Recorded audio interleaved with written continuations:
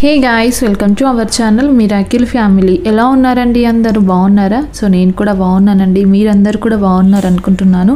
So ఈరోజు మన study blog వచ్చేసి preparation current affairs. So 6 months current అఫైర్స్ని నేను 2 days నుంచి, అంటే నిన్న ఈ రోజు నుంచి చదువుతున్నాను.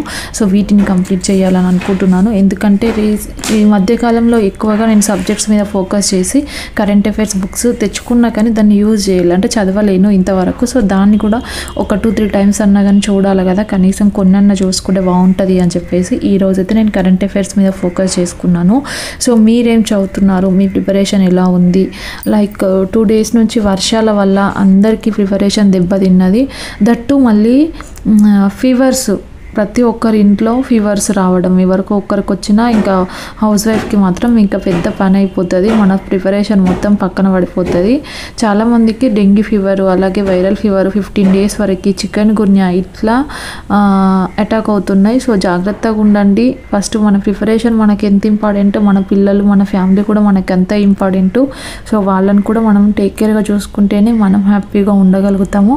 సో ఫస్ట్ మనకు వాళ్ళు ఇప్పుడైతే, ఎందుకంటే నిజం చెప్తున్నా, జ్వరాలు వచ్చినాయంటే అసలు లేస్తలేరు. ఒక్కొక్కరు 15 days వరకు లేస్తలేరు. ఎవరింటికన్నా వెళ్ళాలి అని అంటే కూడా ఇప్పుడు నిజం చెప్తే భయం అవుతుంది.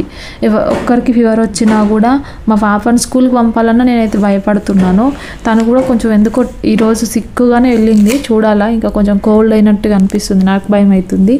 సో మీరు కూడా జాగ్రత్తగా ఉండండి. పిల్లలకి మాస్క్ వేయండి, మాస్క్ వేసి పంపండి ఖచ్చితంగా. మాస్క్ లేకుండా అస్సలు స్కూల్కి పంపకండి. ఎందుకంటే కోల్డ్ ఒక్కరికి అటాక్ అయిందంటే ఇంక అందరికి వస్తుంది.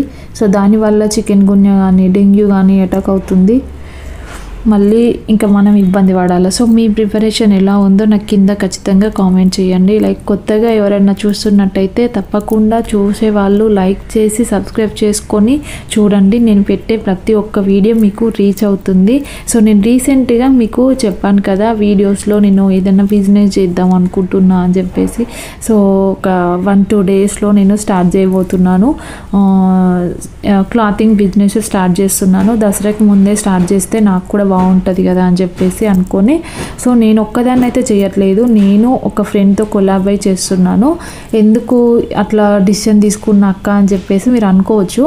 అట్లా ఒకరితో కొలాబ్ అయి చేస్తే నా ప్రిపరేషన్కి నేను దెబ్బ పడది. సో మేమిద్దరం ఒక టైం అనేది పెట్టుకున్నాము.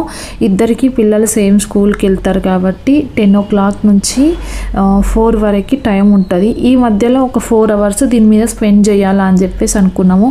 నేనేం చెప్పినానంటే మధ్యాహ్నం టైంలో ఒక 1 to 2, 2 to 3, 3 to 4 మధ్యలో లైవ్ కానీ వీడియోస్ కానీ చేద్దాము. ఈ టైం నేను నీకు స్పెండ్ చేస్తా. మిగతా 10 to 12 to 1 నేను యూజ్ చేసుకుంటా. తర్వాత 4 తర్వాత నేనే యూజ్ చేసుకుంటా, నాకు ప్రిపరేషన్కి కావాలి. మిగతాది నేను ఇంకా వర్క్ చేసుకోవడానికి కావాలి, లేదంటే మార్నింగ్ లేవాలి అని చెప్పేసి అనుకొని నేను ఈ బిజినెస్ని చూజ్ చేసుకున్నాను. సో మిగతా అంతా టెక్నికల్కి అంతా తనకే చెప్పిన, ఎగ్జామ్స్ వరకు అన్నీ తను చూసుకుంటా అన్నది.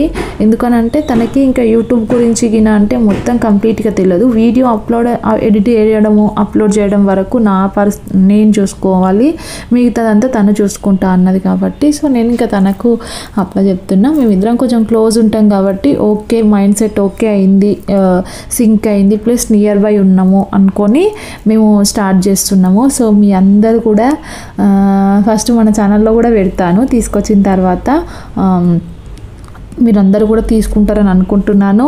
నన్ను ఇన్ని రోజులైతే ఎట్లా నమ్మిన్లో, ఏ విధంగా అయితే నన్ను నమ్మకంతో ఆదరిస్తున్నారో ఇదే నమ్మకంతో కూడా నా బిజినెస్ని సక్సెస్ చేస్తారని అనుకుంటున్నాను.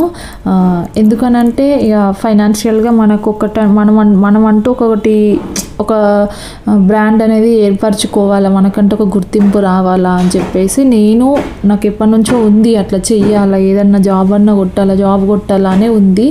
సో ఇంకా ఇప్పుడు నాకు ఫైనాన్షియల్గా ఇద్దరు స్కూల్కి వెళ్తారు కాబట్టి, సో వెళ్ళే టైంకి నేను ఫీజెస్ కట్టాలి, ప్లస్ ఇక్కడ రెంట్, మేము ఇంకా ఫర్దర్గా మా పాప సర్టన్ ఏజ్ వచ్చే లోపల ఇక్కడ ఇల్లు తీసుకోవాలని కొన్ని ప్లాన్స్ ఉంటాయి. ఎవరికైనా కానీ ప్లాన్ లేకుండా లైఫ్ని లీడ్ చేస్తే మనము ఏం చెయ్యలేము కదా. సో మాకంటూ కొన్ని ప్లాన్స్ ఉన్నాయి.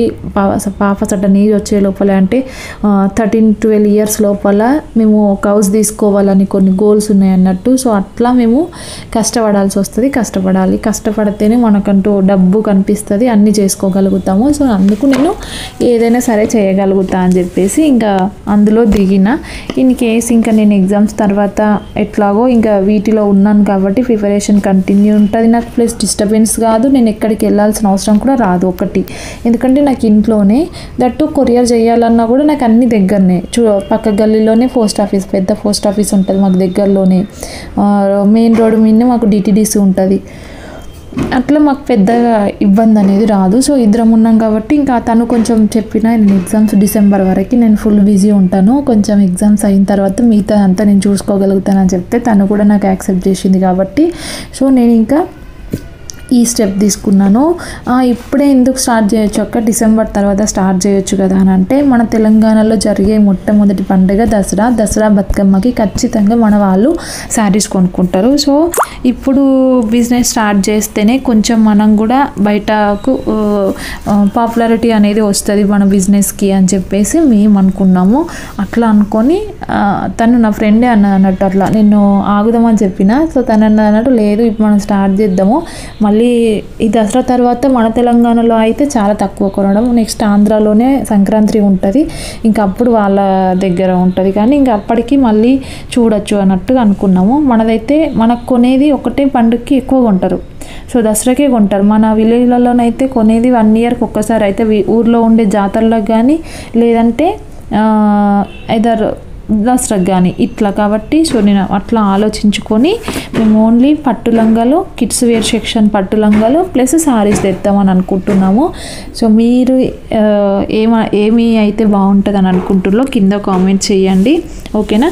సో నేనైతే ఇన్ఫర్మేషన్ మీకు పాస్ చేయాలని చెప్పేసి ఈరోజు వీడియో చేసిన. సో మొన్న ఎందుకు వీడియో చేయలేదు అక్క మీరు చదవట్లేదా అని అంటే చదువుతున్నాను చెప్పాను కదా. సో ఫోన్ డిస్టెన్స్ కొంచెం ఎక్కువ, ఫోన్కి దూరంగా ఉంటున్నాను, అందుకే ఎక్కువసేపు ఇప్పుడు నేను మామూలుగా డైలీ రొటీన్ వ్లాగ్స్ కూడా ఏం తీయట్లేదు. నేను ఎంత ఫోన్ పక్కన పెడితే నాకు కూడా హెల్త్ ఎంత ఇష్యూ రాదు అని చెప్పేసి అనిపించింది. ఎందుకంటే హెడేక్, బ్యాక్ నెక్ ఇవన్నీ తగ్గాలి అని అంటే నేను కూడా ఫోన్కు దూరంగా ఉండాలని చెప్పేసి అర్థమయ్యి ఇంకా వేరే వీడియోస్ ఏం తీయట్లేదు. ఓన్లీ నేను జస్ట్ స్టడీ వీడియోనే ఒక 10-12 మినిట్స్ని ఇలా తీసి మీకు వాయిస్ ఓవర్ ఇస్తున్నాను. మిగతా టైం అంతా నేను స్టడీకే ప్రియారిటీ ఇస్తున్నాను. మొన్న 2 days అయితే అస్సలు కుదరలేదు, ఇంట్లోనే అందరు ఉన్నారండి. సో దానివల్ల నాకు అసలు ప్రిపరేషన్కి వీలు పడదు. పిల్లలు ఇంట్లో ఉంటే మాత్రం నాకైతే అస్సలు వీలు పడదు. మళ్ళీ సండే రోజు కూడా అస్సలు వీలు పడదు. ఇంట్లో మా ఆయన ఉంటే మాత్రం ఖచ్చితంగా వంటలు నాకు డబల్కి డబల్ పడతాయి. తిన్నట్టే పడతాయి. నేను వంట రూమ్లోకి వెళ్ళి నేను మినిమం ఒక 1-2 hours బయట ఉంటేనేమో అంతే. ఆ రోజు ఖచ్చితంగా మార్నింగ్ లేచి నుంచి ఏదో ఒకటి అడుగుతూనే ఉంటారు, అది చెయ్యాలా, చేసినట్టు అడుగుతూనే ఉండాలి. సో అట్లా నాకు ఆ రోజు ఫుల్ బిజీ ఉంటాను కాబట్టి అందుకే ఆ రోజు ప్రిపరేషన్ జోలికోను, రెస్ట్ తీసుకుంటాను. మిగతా టైం అంతా బాగానే స్పెండ్ చేస్తున్నాను.